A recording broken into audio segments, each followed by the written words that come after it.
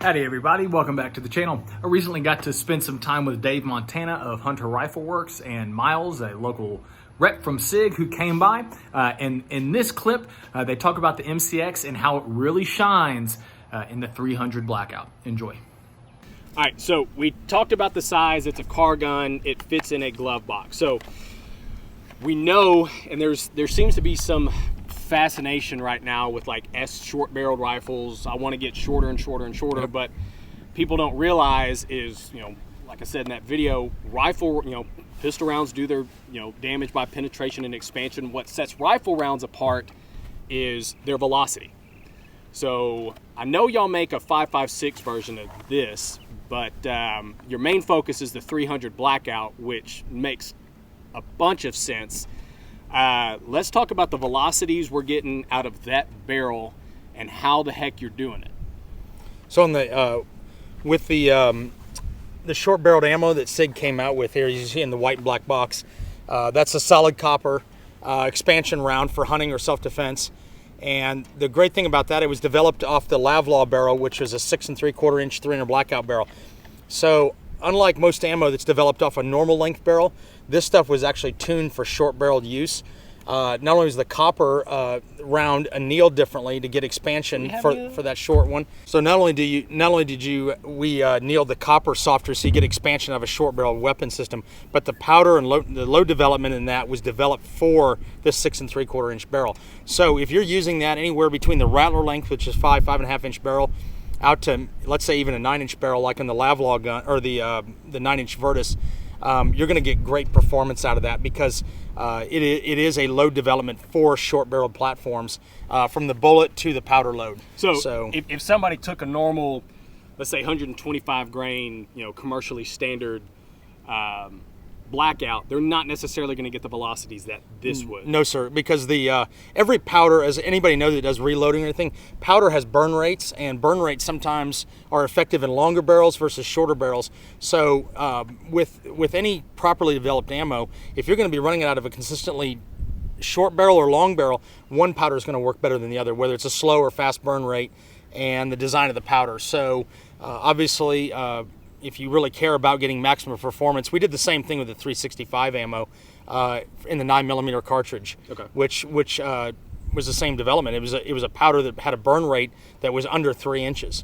So you're going to get maximum performance, velocity, energy out of that round versus a normal duty 9mm ammo.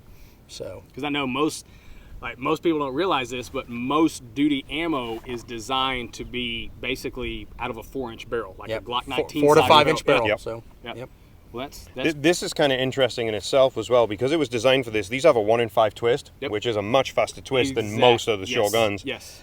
I have stacked pigs like you wouldn't believe with that round because it's designed for that short gun. It works beautifully in this and in the Rattler as well. But it's very, very fast. It's about 1,900 feet per second. And you chronoed that, right? Mm-hmm. Cool.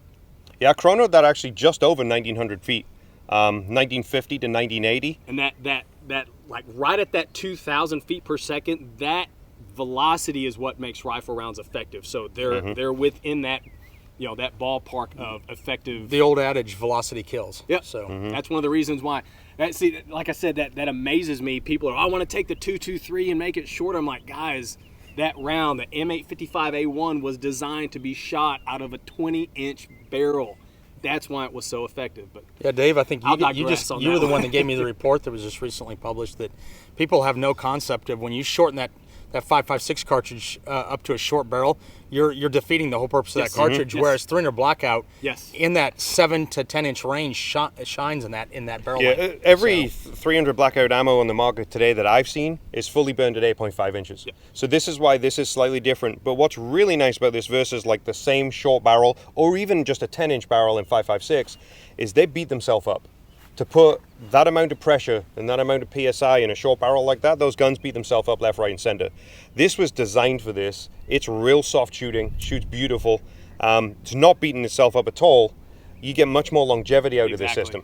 It helps with wearable parts and whatnot. All right, so we talked about this. Where is right now, let's talk about the 300 Blackout a little bit. Where is this in regards to, like, being adopted, whether hunters, military, or whatnot? is this still, no, it's not a niche round, but is it gaining more popularity? Is it becoming more and more widely adopted and used? In a sales aspect, in certain parts of the country, yes, a lot more than people realize.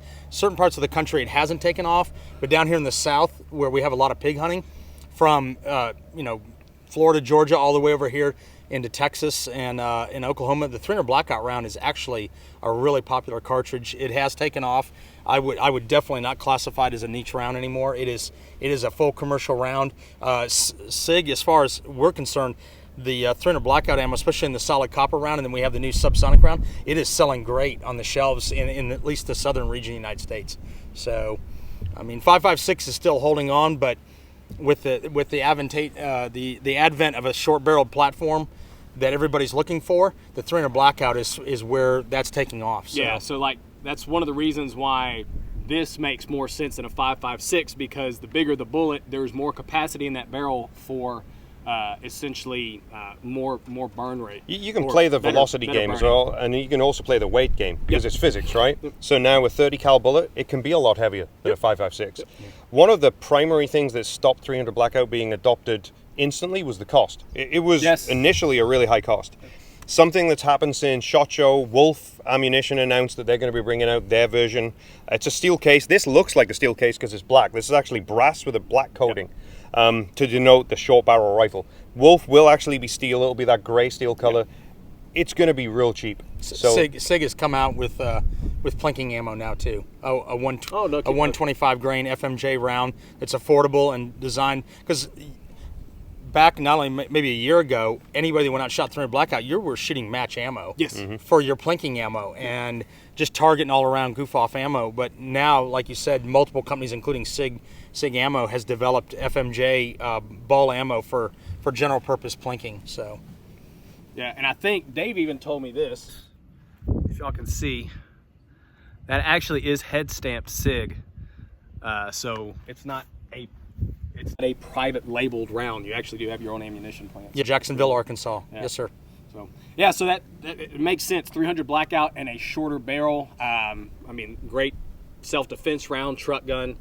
150, 100 yards and in. If we're going subsonics, I know that we got to be much closer, but no, that's subsonics. cool. I would genuinely. I've spent a long time with these subsonics. I'm going to say 150 in, feasible, but a lot of drop. Right. Supersonics. My 8-year-old is making consistent hits, very consistent hits. In fact, I can't remember last time he missed with the supersonic at 300 yards. So that gives you a real flexible range, especially for the concept of this gun. If this is vehicle deployment, this is low profile. Like I have my, this is my Sig Rattler bag, my skullduggery bag, right? Like it's a photo bag. Yeah. Deploying from this, I'm never going to deploy past that 300 yards ever, right? So for what it is, for the purposes, it's a fantastic tool. That's pretty cool. Yeah, so great option for truck gun, home defense, compact, short barrel. Like I think Dave and I agree, I'm not a fan of pistol caliber carbines unless you want to go out and plink for inexpensive. I think there's really no practical application for it, but this is completely different. So that's a pretty cool design. Yeah, the sub 9mm were developed for strictly CQB performance, whereas the 300 Blackout, especially in this Rattler platform, has offered up. That's why 300 Blackout's so great. Is any given moment I can run from supersonic hunting round or long range round, out to a decent distance of 500 yards, to instantly switching over to a subsonic CQB round and accomplish the same, performance, whether I'm target shooting or military or law enforcement applications. So. Thank you everybody for watching. If you're new to the channel, please hit that subscribe button. And if you like these videos with Dave and Miles, go ahead and hit that thumbs up, and don't forget to hit that bell notification. Thanks, guys.